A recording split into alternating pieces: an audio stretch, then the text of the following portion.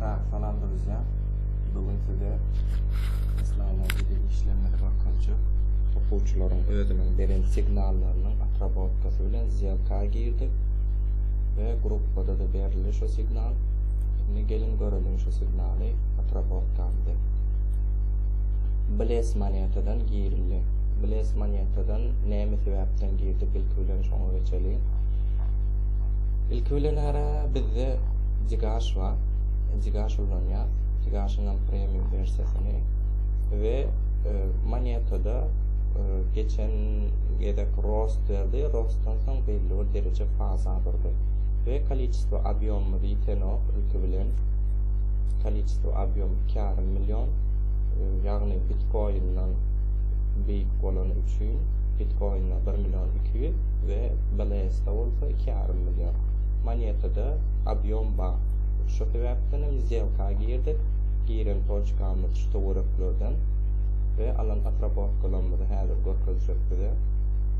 Ve probitsiyasına girildi. Общida 32% ýalyk çekildi. 31% ýalyk probitsiya boldy. Hemme polностью наклонкаsyny täzeledi. Naklonly uruwyny täzeledi.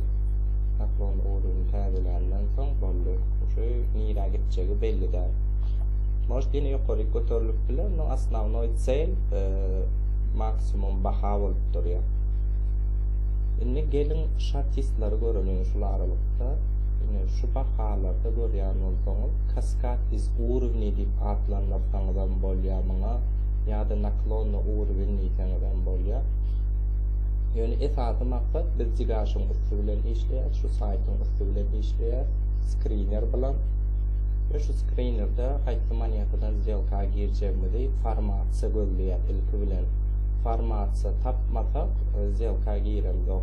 Ve aşağıdaki liquidness görýän bolsaňyz şu aşağıdaki liquidness'de aýyrdy. Ine şularylykda liquidness bardy. Şu liquidness'de aýrandan soň garşy belli bir faza durup probitsiya boldy. Gelin şu okuwçynyň ugratan signalyny görelim.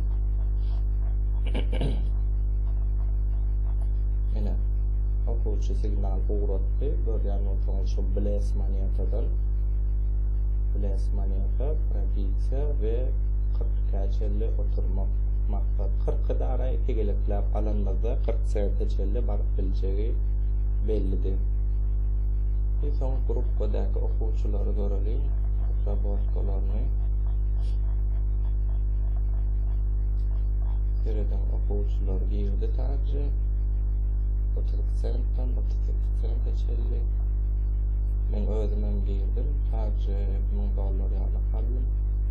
Ene soň ýene başga okuwçy giren ekeni, birinji pulçawyla 3%. Soň ýene başga okuwçylar girdi. Bu başga moneta. Ýene bir основной moneta 12% çekipdir we bölüp ýapypdyr. Berde de 7. pulçawyla i 10. pulçawy birazcık geçerek giripdir. Opçy ideýny atrofotkalar edilýär. Soňam ýene bir okuwçy hi-fi monetadan giren ekeni, şonam görkezip geçeýin size. Hi-fi monetadan näme sebäpden girenini görkezjek. Gelelim hi-fi moneta.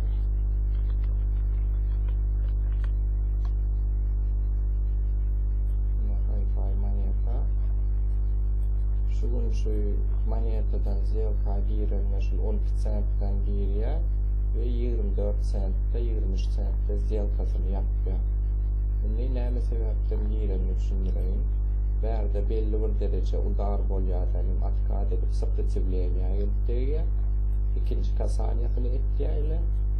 Birinji kasaniýa, ikinji kasaniýa, üçüncü kasaniýadan soň probitsiya gitýär. Ve näme sebäpden şo imenni şo bahada ýapanyny düşündirýin. Ine berde maksimum baha var. Maksimum baha baryp degenden soň двойной вершина diýip bizde strategiýa bardyr. Moneta откат, рост, ýene откат, рост, ýene откат etýärler. Двойной вершина bolup gelýär.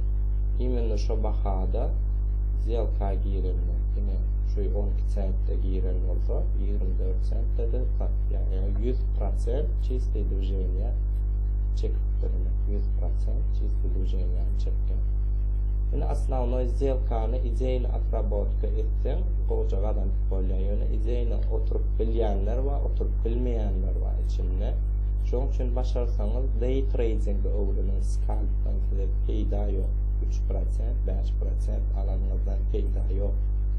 Sebäbi bugün gazanarsyňyz scalpda erteli ýitirärsiniz. Ha ideyni сделкада bir gelek gazanarsyňyz zato bir aýda injalarsiniz. Näder size görkezjek rezultatlaryny istoriýada goýdum bilse. Istoriýamy geçip görüp bilersiňiz. Profilime geçseniz, profilde goýundum ine. Opçy şuwdyň dowamynda diýdim, $5000 gazanypdyr. Ine opçy çeken zelkady 1870%. Görýäňiz. 12 centde giriye 23.543 24 centde çeli oturýar zelkady. Вот ine ideyni отработкалар şolar ýalyp edilýär etjek bolsam. Ondan başga da aýsy monetalar bar. Пока что rynok birazajyk gowdyýsaňam bolsa, onça da bir reaksiýalar datlar ýok. Ýöne отработкалар beripdi, belli bir derece pluslar alýar. Stoplarım bolýar, stoplar kiçirak çekjek bolýar. Kiçirak stoplar bilen stoparitset ýa-da biziň asnawny alýan pribyllerimiz ulrak pribil bolan üçin kanwer nähile pisam kapçy minuslar bildirip baranok. Şoň üçin başarsaňyz day trading öwrüniň day tradingge geçjek bolun. Köpräk videolar görüň day trading hakynda. Nähile nirde satyjylar bolýar, nirde satyn alyjylar bolýar, şo zatlary öwrenseňiz hukman derece plus çıkarsanız. Plusa geçmek üçün ilki bilen gowat öwrenmek gerek.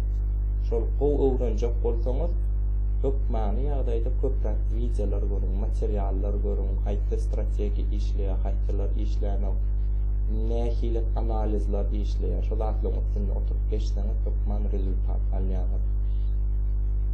Ve şoň üçin hukman spisakda bar monetalary targowly edin. Spisakda ýok monetalardan biderek minus alyp oturanyňyza degmeýär. Gidip biler, olaram gider. Naprimер, Bitcoin bilen bile hereket eder. Ahaçanna öz hereketi boýunça hereket etýän moneta bar bolsa, onda Bitcoin'dan ýokardaky monetalar öz hereketi boýunça hereketlenýär. Sebäbi olarda belli bir derece объёма, belli bir derece korrelasiýa we belli bir derece volatilность и количество var. Mundan başga da forumlar bolsa kommentariýada belläp geçiň.